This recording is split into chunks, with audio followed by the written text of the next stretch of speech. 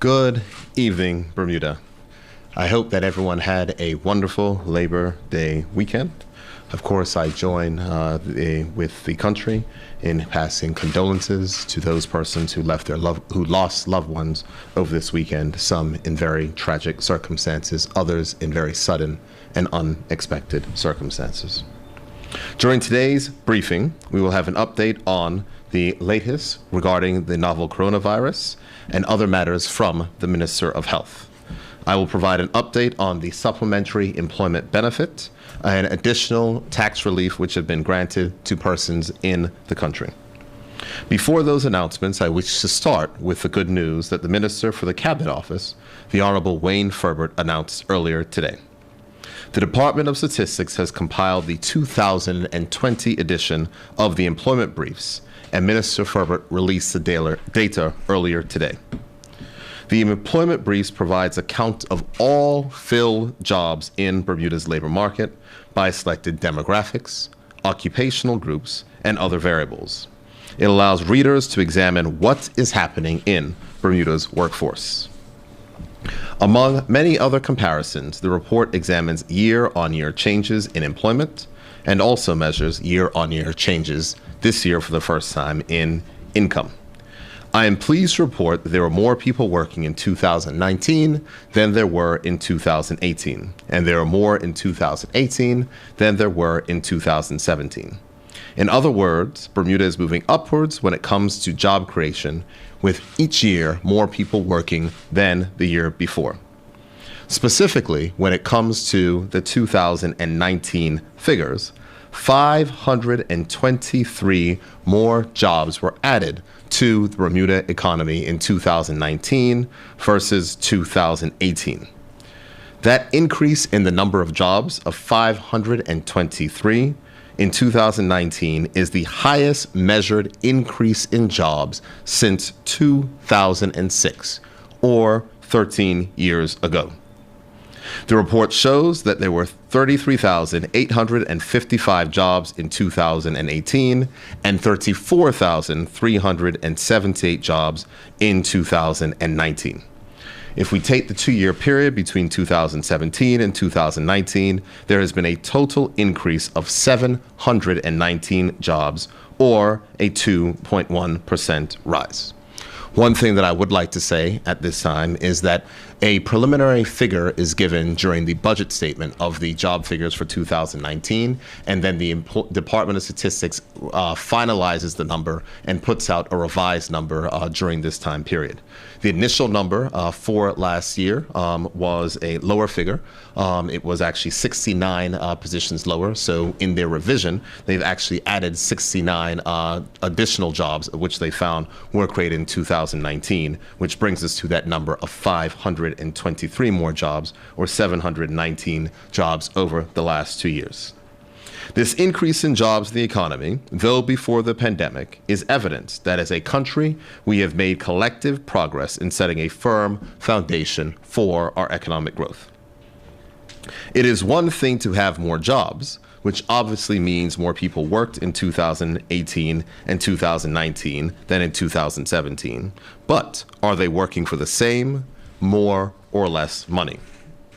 The report showed that not only are there more jobs, it shows that average salaries and wages increase more than the rate of inflation. Staying ahead of the cost of living is a priority for every working person, and ensuring salaries exceed inflation indicates that these jobs are beneficial. With respect to employment income, the median gross annual income for Bermudians increased by $1,018, or 1.7%, from $59,094 to $60,112. In short, more Bermudians are working than in 2017, and were being paid more in 2019. Interestingly, the average across the median gross annual income for non-Bermudians declined by $970, or 1.3%, during the same period. I recommend that anyone who needs a new job, is trying to switch careers, or is trying to determine which retraining is best for them, to take a look at the report, identify the sectors where employers are hiring, identify the sectors where there are a significant numbers of non-Bermudians that are working, and make an appointment with the Department of Workforce Development armed with your desires, your commitment, and the relevant and recent data. You will remember that the Minister of Labor last week laid out a comprehensive re-employment program for Bermudians who have been displaced from work. And one of the focuses of that was making sure that places where there are a large number of work permit holders, that Bermudians can be retrained to fill those positions upon the expiration of some of those work permits. I think that it is important for all persons to go ahead and look at this information, and the information can be found on the government website at www.gov.bm. I now invite the Minister of Health to provide her update to the country this evening. Minister? Thank you, Premier. Good afternoon, everyone. Between Sunday and today, there were 2,140 test results received by the Ministry of Health, and 2 were positive for COVID-19. Both cases were contacts of known cases. 1 was a resident and 1 was a visitor. In a first for Bermuda, 1 of the positive cases was a child who had been quarantining with their parents, so the results were not unexpected. There is no public health risk, as the case were already in isolation before the testing positive. Bermuda now has 177 total confirmed positive cases, and their status is as follows. 159 have recovered, and there are 9 active cases who are all under active public health monitoring. None are hospitalized or in critical care, and the total deceased remains at 9. The average age of all of our confirmed positive cases is 57, and the age range of all of our positive cases is from 10 to 101 years. The source of all local cases is as follows. 66 are imported, 90 are local transmission with a known contact, 19 are local transmission with an unknown contact, and 2 are under investigation. Bermuda's country status remains at sporadic cases, and our real-time reproduction number remains under 1. You will recall that as the country was reopening, we established reopening indicators that we publish on our website and update regularly. I have to highlight to the public that our performance on these indicators has deteriorated since reopening. In particular, we have seen consistently in the red zone for wearing of masks and physical distancing, as reported by the Public Health IQ. Now, as schools reopen, we are seeing some better behaviors return to our day-to-day lives, and I implore you to both follow the physical distance guidance as well as report on Health IQ. Daily reports have declined, and we need this important tool to make sure that COVID transmission is prevented. I would like now to issue a reminder to all travelers that as of midnight tonight, we will launch an approval process for all travel authorization applications. Travel authorizations will need to be purchased between 1 and 3 days prior to travel. This is to allow every single pre-departure test submitted to be reviewed and approved as part of each application. This measure was made necessary because there were instances of positive cases where invalid pre-departure tests were uploaded. The new vetting process will prevent future cases like this. A valid pre-departure test result must meet the following criteria.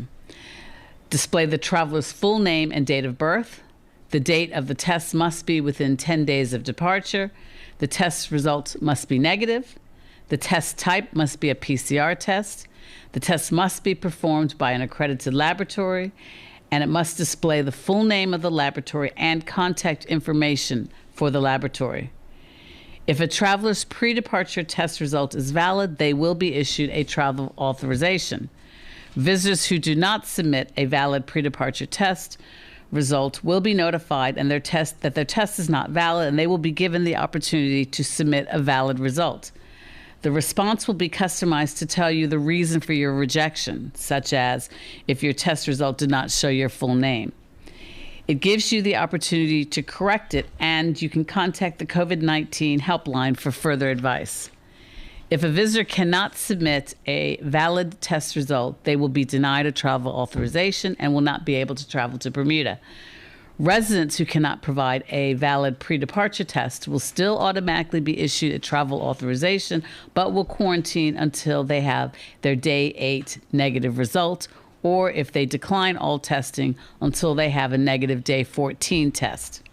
Travel authorizations will be vetted between 9 a.m. and 8 p.m.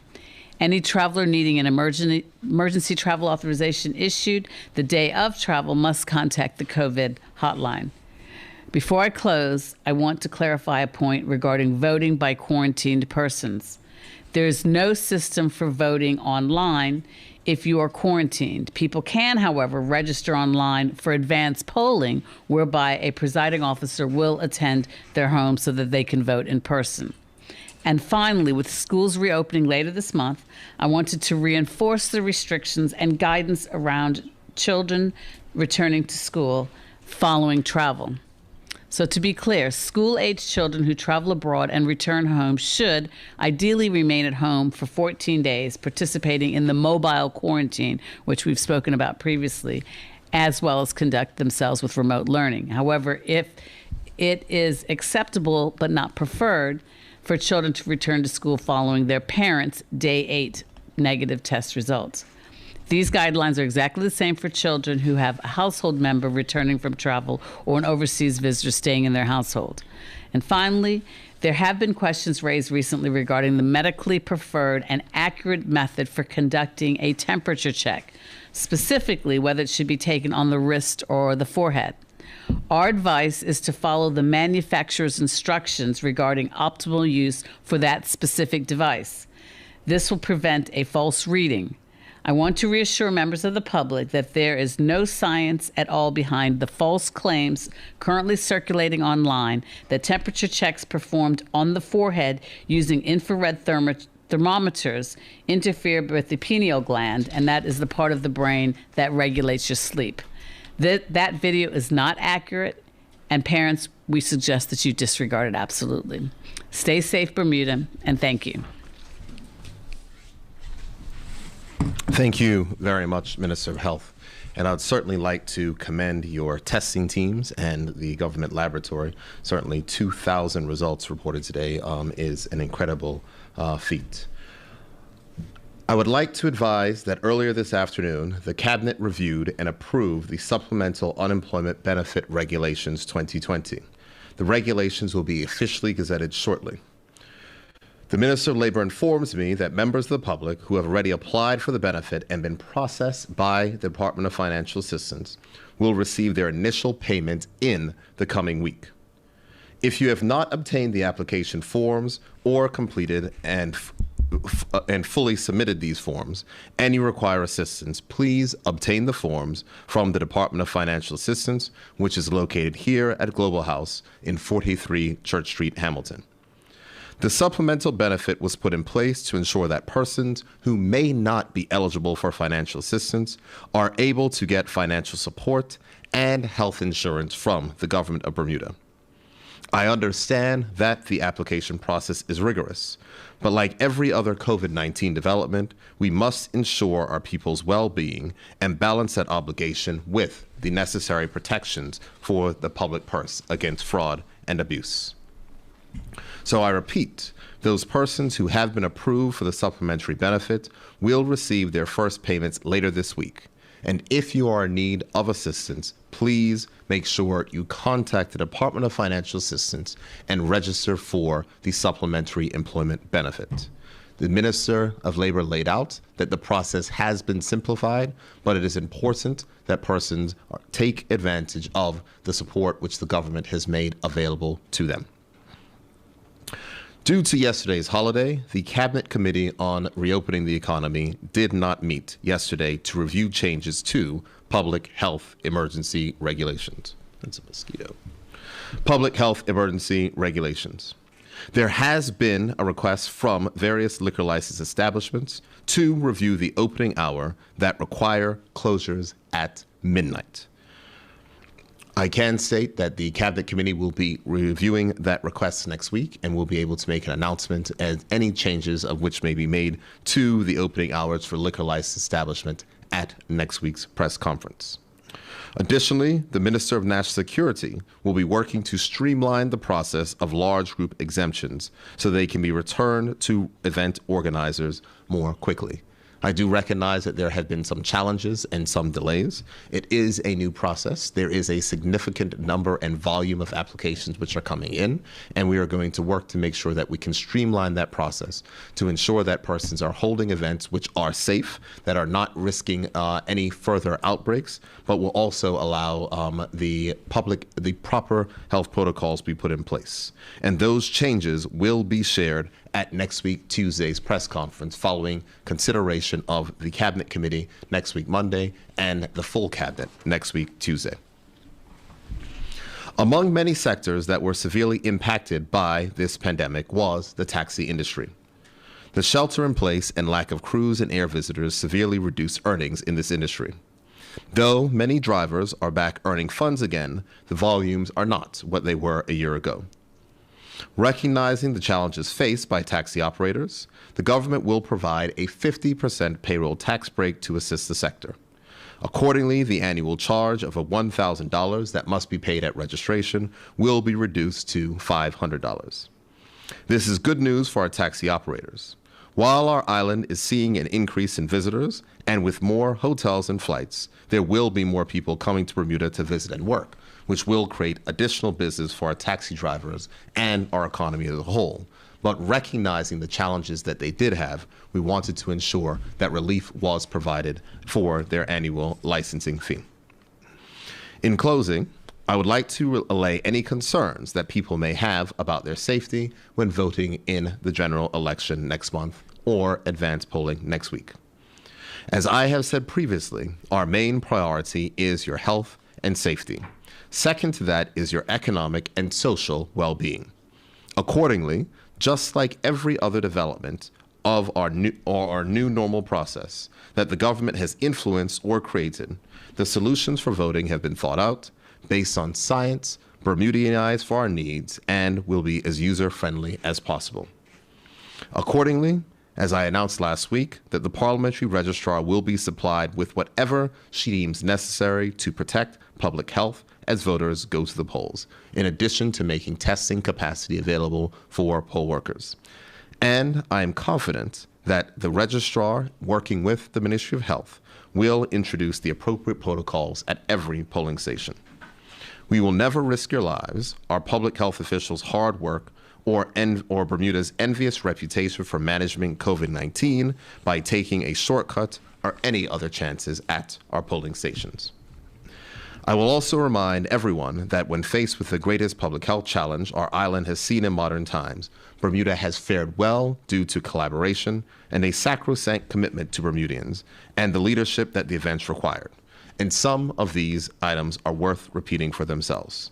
As I have commended the Minister of Health for Bermuda being the highest ranked country per capita in the Americas region for testing per capita. With today's results, with over 2,000 results returned, Bermuda will surpass the UAE and will again be ranked number 6 in the world in terms of testing per capita. The excellent work of the Department of Health testing teams and the Government of Bermuda Molecular Diagnostic Laboratory means that we produce results among the fastest in the world, with most visitors getting their results within 12 hours. The protective measures at the L.F. Wade International Airport have received global recognition and praise, confirming that Bermuda has the most extensive border protection measures in the world, which has allowed us to safely reopen our tourism industry to put Bermuda back to work. And it's important to note that drive-through testing at various pop-up testing is still available throughout the country and free of charge for Bermuda residents to make sure that we keep count of what is going on in our island. I make these points to show that our people-centered approach was the right way to go.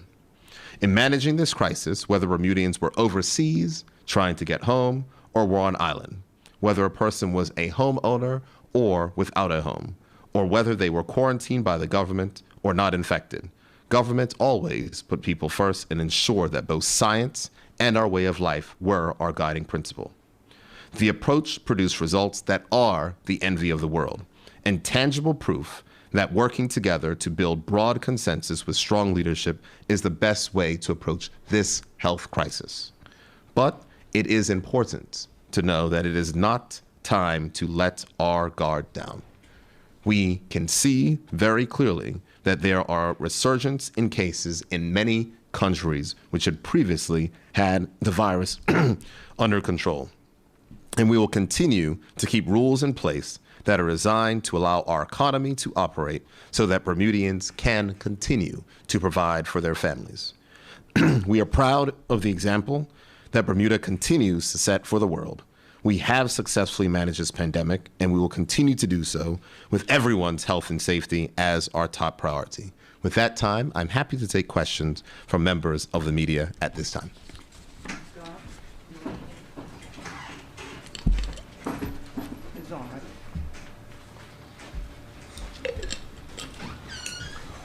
Good evening, Don Burgess, Bermuda Broadcasting. Health Minister, with regard to this 10-year-old that's tested positive, when will the student be allowed to go back to school, and will the school be notified? The individual that we spoke about will be, oh dear, one moment. The date of their report was the 8th of September, so 14 days from the 8th. That's today. So 14 days from today, 2 weeks from today, then their quarantine will be lifted, and they will be able to return to school following that. And will the school be notified that they had that student was positive? I do not know that answer, I'm afraid, but I do not believe that would be the case, because we don't normally notify persons that that's private information. So I don't want to confirm, but I don't believe that they would be notified in these circumstances. No. Okay, thank you. With public schools set to reopen next week, what is the biggest issues the government is facing before students arrive? Do you want to answer that about public schools? Well, I'm happy to. I will let you know that when we said that we were doing these press conferences, that we said that clearly it's important. We can't have multiple ministers at a press conference giving social distancing requirements. But I do know that tomorrow, the Minister of Education and the Minister of Transport, and I believe with the Commissioner of Education as well, will be giving a press conference laying out all of the items which are in place for the reopening of schools, number one, for the efficient and safe transportation of students to our schools, in addition to the Commissioner of Education, who will be able to provide any operational queries. What I can say regarding public schools set to open next week, some of the biggest issues right now are being confronted by the Ministry of Public Works, making sure that our schools are ready and available. I know that there was an extensive list that was provided by the Minister of Education last week when the Committee for the Reopening of the Economy met. Clearly, with the lack of time or some of the compressed time period over the summer, there was certainly some work that did not get done at the timely basis. But the Minister of Public Works is confident that these items are in hand and will be ready for when school reopens next week. So I would say that's certainly one of our challenges. But I think that we've been successful in making sure that we've communicated with parents, communicated with students. Last week when I went home, my daughter, my son likes to pretend that he's in school as well, but my daughter was participating in a Zoom town hall, which was hosted by the Commissioner of Education for students. And I know that they've had over, I think, 30 different town halls. I know the minister has visited a number of schools, and we're trying to make sure that we instill confidence as well. I know that we are doing whatever we can to make sure that teachers feel safe, parents feel safe, students feel safe, and we do believe that with the extensive testing and surveillance that we're doing in our community, that it will be safe. And I am looking forward to next Monday when I drop Nia off to Northlands Primary on Monday. Thank you. Across the world, we've seen a lot of countries working on the vaccines. We now have 9 that are in phase 3 and 3 that are in limited trials right now. Half of these are from China, or 4 from China, 3 from the U.S. Russia and the U.K. also have ones that are close. Which of these countries will Bermuda likely get its vaccine from the quickest, and why? And are we registered in the queue? There are a number of options that are currently being explored by Bermuda with respect to acquisition of the vaccine. Through the United Kingdom, they have agreed to procure part of their supply to some of the OTCs, including Bermuda. In addition to that, through PAHU, we are also working with them to be able to also secure vaccines from the COVAX facility. Insofar as where we get them from, that still is part of the discussion, but we will certainly be looking to get the best candidate regardless of what country it originates from. Thank you. Is government discussing COVID-19 vaccine requirements for teachers, students, and essential frontline healthcare workers? Are there issues with making it mandatory as opposed to not requiring it? With respect to the mandatory requirement of all vaccines, that is certainly not something that's under consideration by the government. Okay, thank you.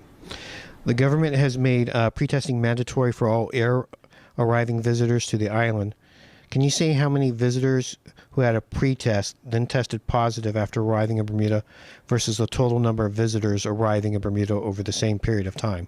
Thank you, John. Out of the 6 COVID cases that were imported by visitors between the time period of the 1st of July and the 5th of September, the results are as follows. There were 4 tested positive on their arrival, 2 tested positive on day 4, and none tested positive on their day 8 or their day 14 test.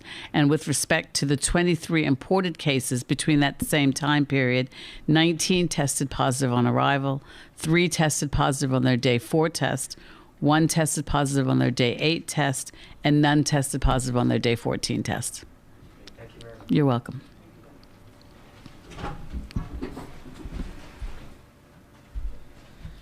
Good afternoon. Owen Johnson-Barnes with the Royal Gazette.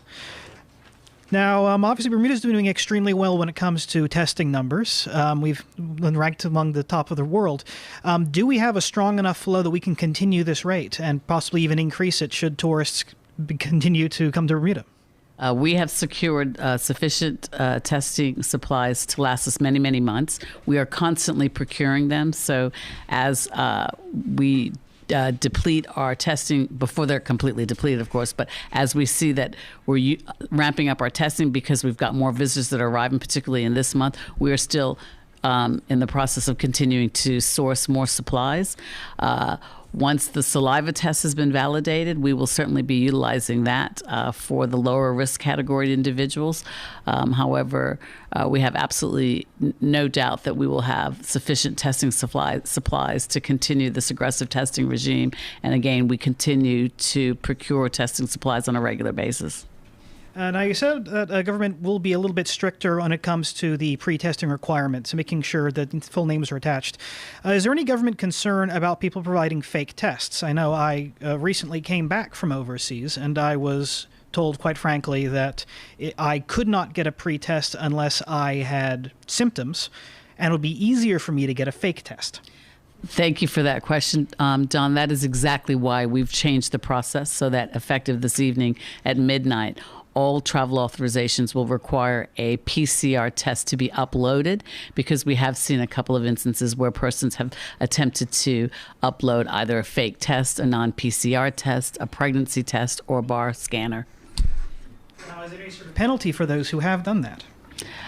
There are penalties under the legislation. However, we're certain that when we enforce this new requirement as of this evening, it won't be able to happen, because you will not be able to receive the vetted confirmation of the travel authorization, if you do not upload a proper PCR valid test based on the criteria that I spoke about insofar as it was 7 days from departure, your full name, date of birth, the name of the testing laboratory where the test was taken, etc. So following this evening, midnight this evening, if the TA does not have the uploaded PCR test meeting the criteria that I mentioned, then you will not be able to receive a travel authorization. And we're encouraging all individuals to recognize that the process will be processed between 9 a.m. and 8 p.m. So you must do it between 1 and 3 days prior to your travel. Thank you very much. Now, hurricane season is starting to pick up. We have 2 tropical storms active in the Atlantic. And, of course, we are still in the midst of this pandemic. Can you tell us what preparations are in place so that should a storm come to strike Bermuda, that these measures can still continue. Obviously, gathering outside Pro Post Office might be a little hard if we're being hit by a storm. That is correct. In fact, as the Premier indicated, I think later on this week, actually, you'll have the opportunity, or sometime soon, to hear directly from the Minister of National Security. However, there was an EMO meeting that was held last week, and health are part of that process. And the deliberations do include what are the what would exist in circumstances of a tropical storm or a hurricane, as well as it ties into our COVID testing. Clearly, we need to continue to test as much as we possibly can, but if the circumstances are such that we're in the midst of a hurricane, then that might have to be stalled momentarily until it's safe for people to clearly vacate their properties for the purposes of testing. So those are factors that are being discussed at the EMO meetings, as are led by the Minister of National Security. Thank you very much, Mr. Premier. Obviously, we have an election coming up as well. And Who told you that, Owen? Some rumor I heard. Now, with the storms in the Atlantic, obviously, if a hurricane were to land on October 1st or around then, I imagine things would be pushed back. But it does bring to mind the question of why isn't there a policy that perhaps general elections and referendums shouldn't be called in the September to October window when Bermuda is extremely likely to be struck by a storm? It could be argued that it might make sense to have even not a law, but a policy to prevent the duplicated expenses that result from a delayed election. Well, I can't comment as to why Bermuda doesn't have a policy like that. Do I think that a policy like that should be in place? No, I don't. I believe that democracy must continue, and I know that there are provisions inside of our law in the case of something like that, if there had to be a delay of a number of days, that the provisions allow that. And I think we just move forward with those items. And, of course, with the coming election, there will be a third party who's led by your predecessor as head of the Progressive Labor Party. I was wondering what your thoughts on this are. I mean, is this a question of your leadership skills amongst people who had traditionally supported the Progressive Labor Party? I wouldn't go that far. I would say I think that it speaks to the health of our democracy that there are new parties and independents who want to put their names forward to represent the people, and we welcome them and look forward to hearing more about their ideas and vision for the country. We've set out clearly where it is that we stand. We know what we are capable of in government. We recognize the progress of which we've made insofar as building our economy and making our country more fair. And so we look forward to contesting the election. We look forward to nomination day, where I'm sure that all parties will put up a full slate of candidates, and then we will be on to next week in the election. And I guess my final question, as the pandemic is hopefully going to be coming to a close in the near future, we say with all fingers and toes crossed, these weekly press conferences, I think these may continue even afterwards, so that gives the government in power a continued means to speak to the public and for the public to ask questions. I think that it's healthy that the members of the media are able to ask questions from the government. I'm sure that the Minister of Health might disagree with you that the pandemic is coming to a close any time soon. I think that that is wishful thinking, and I know that the Ministry of Health is preparing for what will happen with a combination of flu season and the coronavirus and the impacts of which that's having. I mean, the United States, they are predicting that their death toll will double to 400,000 before the end of the year. So this is by no means over, and I don't want anyone in any way, shape, or form to think that it's over. And we're under no illusion that it is over. We do think that the press conferences were something that was useful. We do think that a weekly update that allows members of the media to ask the questions to the leader of the country and also to the Minister of Health are beneficial. We have moved these to Tuesday so that we can give information fresh coming out of our cabinet meetings. And so on that level, and I think that we've had press conferences with members of the government to continue to provide information. So whether it's the Minister of Labor talking about plans to get Bermudians back to work, whether it's the Minister of Finance talking about his economic and fiscal plan to provide more support for there to be more activities and jobs inside of the economy, I think that those things are important. Or tomorrow when the Minister of Education will speak. So we're going to continue to relay information to the public and allow members of the media to ask questions if they choose. Do you wish to add anything? No, but if I can provide an update for your colleague that asked the question concerning the disclosure of the schools, with respect to the 10-year-old that we spoke about, public health does not disclose the name of the school unless there was a requirement for us to do contact tracing. And in this circumstance, that doesn't apply. Thank you very much.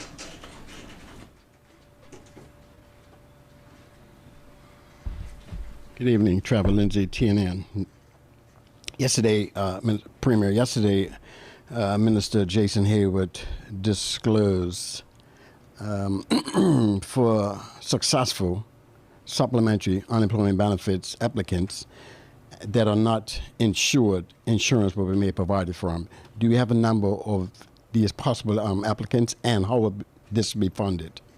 I don't have a number of the possible applicants, but what I can say is that one of the challenges that you have in a pandemic, and one of the challenges of which you'll have when persons are out of work, is that when persons don't have health insurance, they don't keep up their regular, I would say, are not able to take care of their health. The last thing we want is someone who's unemployed to get into have a catastrophic illness or have something bad happen to them, and then they're stuck with a large debt from the hospital or other means. So the Minister of Labor thought through this process. It's something that has been budgeted and provided for, as the Minister of Finance stated when he gave his overview of where we are over this current fiscal year. And we think that it is the right choice to make sure that persons who are on this supplemental employment benefit, if they are unable to be on health insurance from possibly a working spouse or someone else, that they will be able to be covered with this health insurance. It will be the basic insurance, the hospital insurance program, HIP. It'll be the basic insurance, but it will provide some level of coverage for those persons so that they can be covered in case of any catastrophic illness. And that's the last thing we want to happen. So I think it just demonstrates that the government is being cautious, but the government is also making sure that we are providing these things which will prevent further health challenges down the road. Thank you. Over the weekend, Premier, your party held a gala fundraising banquet. How successful was this event for raising funds for the election campaign? Trevor, that is your word for it, a gala. And of course, you know, with the speculation that your friends of the One Bermuda Alliance keep putting out in the media and talking about tables and all the rest, I'll just go with their calculation. If it was $20,000 a table, and seeing that there are only 5 tables and 40 people there appropriately spaced, persons can do the math. But from our perspective, we were happy that people continue to support the Progressive Labor Party. And as I stated on my social media, that the Progressive Labor Party is constantly engaging in the community, connecting with Bermudians at events, in meetings, on the phone, and on the doorstep. And on Saturday night, we raised funds for the continued work of the Bermuda Progressive Labor Party. And so whether that are the back-to-school giveaways that we are famous for, whether it's grocery vouchers, of which have been given at numerous times throughout this pandemic from the party, whether it's the food giveaways or the food that we are providing and preparing inside of our constituencies, seniors' teas, Christmas hampers, or political education, we are proud of our work, and we remain committed to building a better and fair Bermuda. And given that our core values are clear, we welcome the support of anyone who seeks to support our effort to build a more progressive Bermuda that puts Bermudians first. Thank you. Your public relations officer made an accusation, made a claim that TNN did not try to obtain comment from yourself on Saturday night. Are you willing to confirm that you declined comment when asked by yours truly on Saturday night? What I think the public relations officer said is that if TNN wants to have a comment, that they know the way to make sure to send a comment by email. And our email, I don't want to turn this into a political press conference, but I think that it is clearly posted. And Mr. Lindsay, I would encourage you, before you post your stories, if you wish to have a comment from the Progressive Labor Party, feel free to send an email to info@plp.bm, and I'm certain that the Progressive Labor Party will provide you a response. I guess my next question would be, if you're the top man and you're the leader of the party, why not, and as I asked you, why not get a response from you directly? I don't have any change to the answer which I gave before, Mr. Lindsay, but I can state that you were here and I provided a response to you on September 27th about something, but you printed a story today ignoring that response, so it goes. And on that note, TNN was reliably informed by well-placed individuals within the party that you were very much aware of the Rolfe Commission matter 5 months prior to the truth that came out. Not the last incident, but the first 2 incidents. So can you confirm that you were very much aware 5 months prior to the last incident? Trevor, on September 27th, you made the same accusation to me. I told you quite plainly and fully when I first found out about this accusation, and I think it was 3 Wednesdays ago. You asked me at that time, and you had said, there were not emails that were sent to your account and all the rest. I left the press conference. I searched my official email accounts and also my private email accounts, and I found no such communication. If you have any evidence to the contrary, you're welcome to produce that. I have no recollection of being informed of these items before. I learned about them 3 weeks ago. If I was aware of them prior, I think that is something that I would have remembered. I think it would have been something that I would have shared with members of the party and all the rest. We became aware at that time. I know the persons who were aware, one person who told me. I am confident that I was not aware of those items. And as I said on that time, on September 27th, that I found out on the Wednesday before. Thank you. With the figures you just released, or with the figures that Minister Furbert released today and you reinstated, how does these numbers reflect today's unemployment numbers? They're not a reflection of today's unemployment numbers. Today's unemployment numbers are not known. I'm sure there'll be a measurement. We can tell from how many persons were working and how many persons are not working now. So that gives an identification. But I think what the numbers do prove is that prior to the pandemic, our economy was on a strong trajectory. And so when you look at the strongest job growth that occurred in 2019 for the last 13 years, I think that is proof positive that economic policies of the Progressive Labour Party government are working. So as I said, it's a struggle now, but the Minister of Finance laid out a comprehensive economic fiscal plan last week, Wednesday. Unfortunately, it did not receive that much news coverage, but I would hope and encourage you, Trevor, if you want to post a link to that press conference again so people can actually understand what that plan was. And last week, Thursday, the Minister of Labor unveiled a comprehensive re-employment strategy for Bermudians to make sure that those persons that are unemployed can return to work. So we continue the work which is necessary to go ahead and put Bermudians back to work, continue the work that's necessary to strengthen and rebuild our economy. And I think that the efforts that we have shown to time, the fact that we've been able to build a robust testing and surveillance system that has enabled so many persons to return to work, enabled our tourism industry to get off to a good start, and enable more flights and more hotels to open, will stand our economy in good stead as we move forward. Welcoming back business travel, positioning ourselves for next year's tourism season, and making sure that this winter's tourism season, with our strong testing regime, provides more opportunities than other seasons during the winter, as there won't be a lot of other places to go, but Bermuda will be available, I think will be helpful. So I am confident that we'll be able to get more and more persons back to work, and what has been laid out by the Minister of Labor will certainly assist Bermudians in getting back to work. Appreciate that. My last question, Premier. There's a very large number of seniors that are having extremely hard times going through the checks and balances of the financial assistance or making application. Could there be a separate window or a separate office that would help these seniors to navigate through this process, which is extremely hard for them? Is there any possibility of that? What I know is that the Minister of Labor, who has responsibility for financial assistance, has made a number of accommodations to assist various persons to make sure they can have access to the assistance of which they require. I am happy to speak to the Minister of Labor, and you are happy to send a press inquiry on that particular point, and I'm sure the Minister of Labor will be happy to follow up in writing to provide you with any response on that from that department. But the work of which we've done thus far to make that more accessible, I'm sure will continue, and I'm certain that the Minister of Labor will do anything he can to ensure that persons inside of society can have the access to these benefits which are needed. That's it. Thank you very much. Members of the media, thank you for your questions. And Bermuda, I wish you a very wonderful evening. The government of Bermuda will be back here. The Minister of Health and I will be back here next week, Tuesday, with an update on some of the matters of which I promised. And tomorrow, as stated, the Minister of Education, the Minister of Transport, and the Commissioner of Education will be here as well to make sure that they provide an update on what is going to take place next week with the reopening of schools, reviewing the transportation plans, and allowing members of the media to ask any questions on your behalf. Thank you, and good night. Bermuda.